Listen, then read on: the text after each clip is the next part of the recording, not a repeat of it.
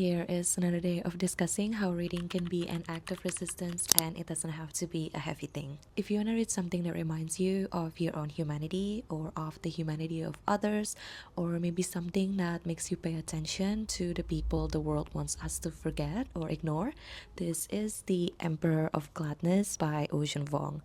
I must admit, this is my first Ocean Vuong read, so I'm pretty late to the party, but I would say it's a beautiful start. What I love about this book is how Ocean Vuong is really good at showcasing these people who are basically invisible in the society.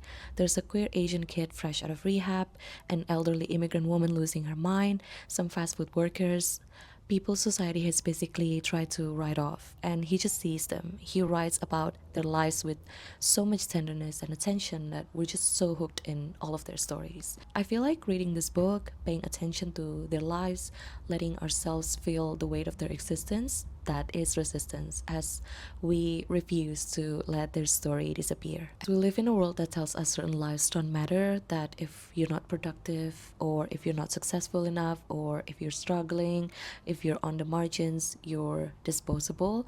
We're so constantly fed with this narrative about who deserves dignity and whose story is worth telling. And in this book, Ocean Vuong states the complete opposite, that wherever we are in the layer of the society, all lives matter. And it's such a beautiful message. The book gets pretty emotional. It peels off a lot of hard things such as addiction, dementia, depression, poverty, and loneliness.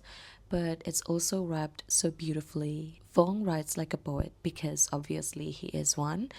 And there's so much beauty in the way he describes little things on daily life. It's a cigarette break, or making food for your coworkers, or sitting together in a diner kitchen. There's humor in it, there's also genuine love between all these characters. And I think that's what I mean about reading as resistance as well. It's not always about manifestos or heavy theories or something that makes us question, do we have enough impact to the society?